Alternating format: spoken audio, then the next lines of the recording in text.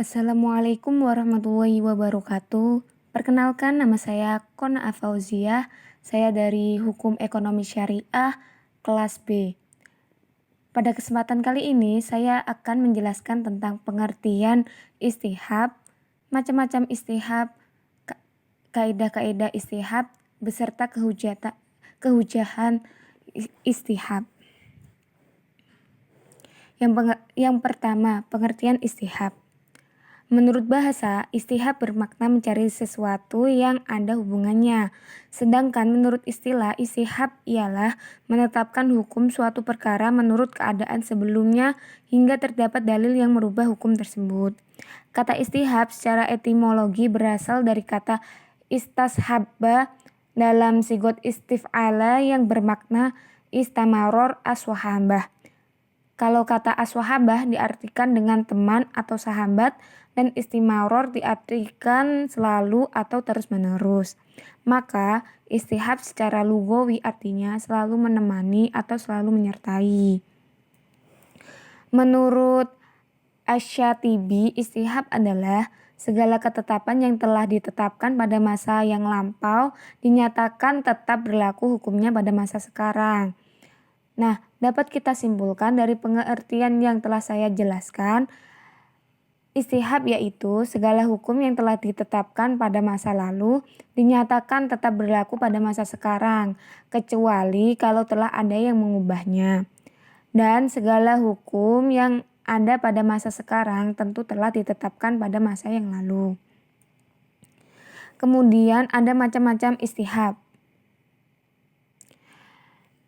Istihab dibagi menjadi 4, yaitu istihab al-iba'ah al-asaliyah, 2 istihab al-baro'ah al-asaliyah, yang ketiga istihab hukum, yang keempat istihab al-was.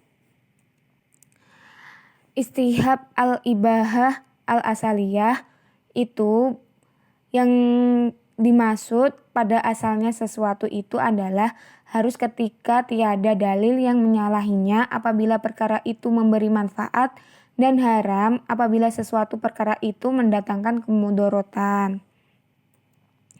Antara dalil yang menunjukkan bahwa hukum asal yaitu harus ada pada perkara-perkara yang membawa manfaat ialah sebagaimana Allah berfirman yang sekira-kira artinya, dialah Allah yang menjadikan untuk kamu segala yang ada di bumi. Dan sebagaimana pula pada firman Allah yang lain, dan ia memudahkan untuk faedah dan kegunaan kamu segala yang ada di langit dan yang ada di bumi.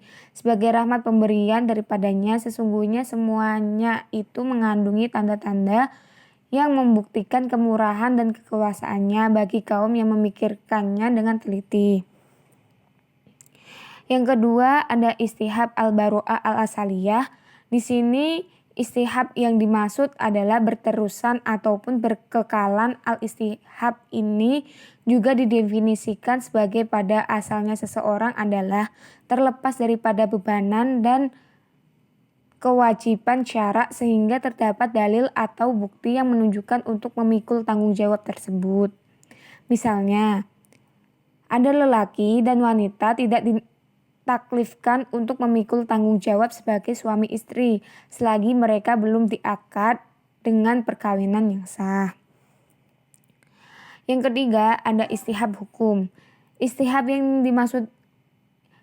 hukum itu ialah hukum itu tetap dengan sifat asalnya, yaitu asal ketetapan syarak pada masa hukum sama ada ia harus atau haram sehingga terdapat dalil yang menunjukkan hukum yang sebaliknya.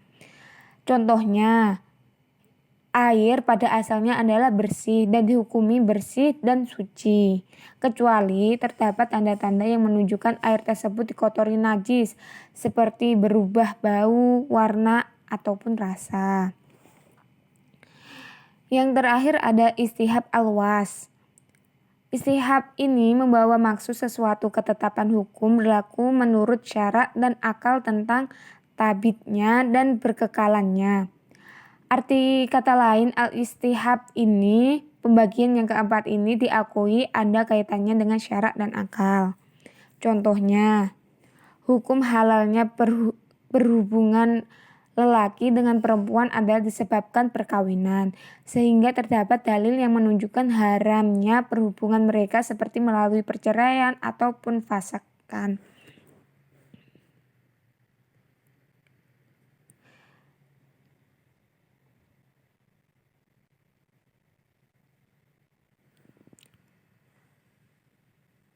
Kemudian kaidah-kaidah penerapan istihab.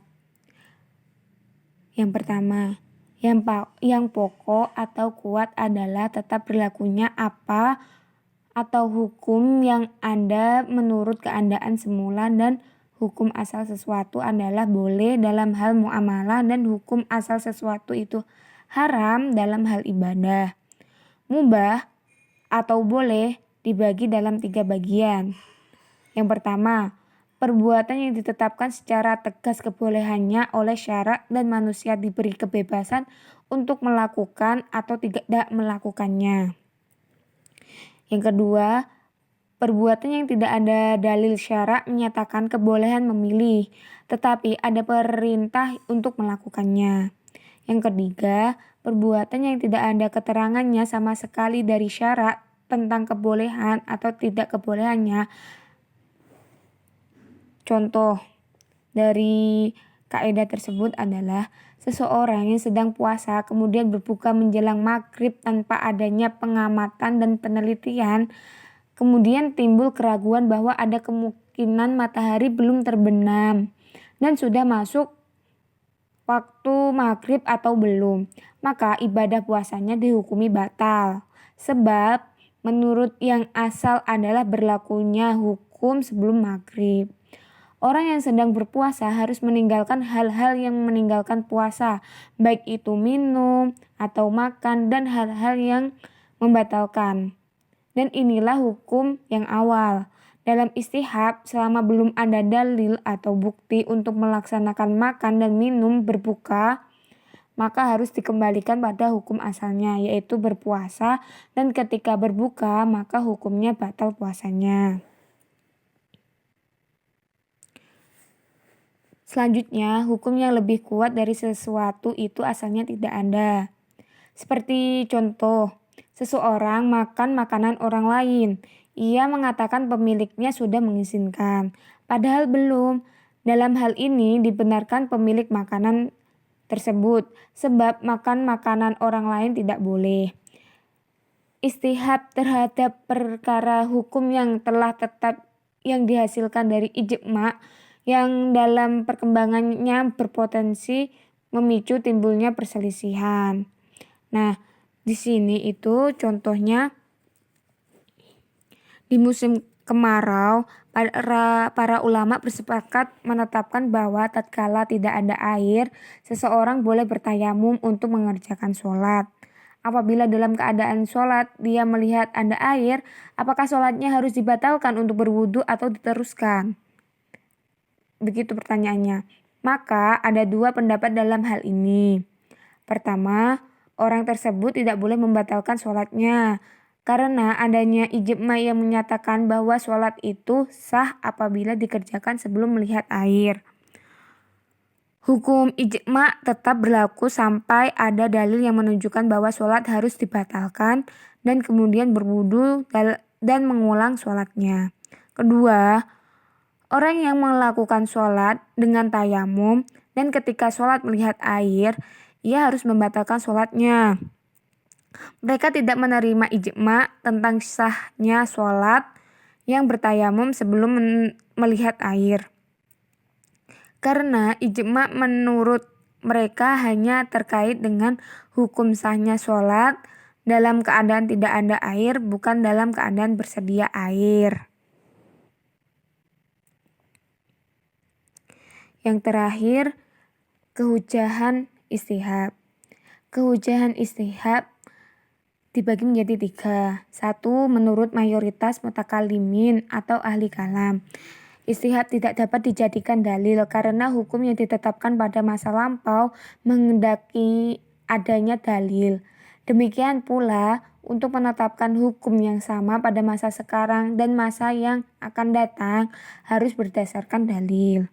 Yang kedua, menurut mayoritas ulama.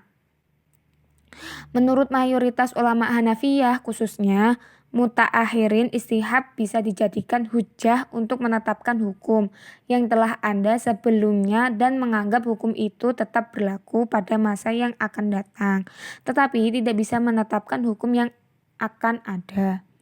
Yang terakhir, menurut ulama Malikiyah, Syafi'iyah, Hanabilah, Zahiriyah, dan Syiah.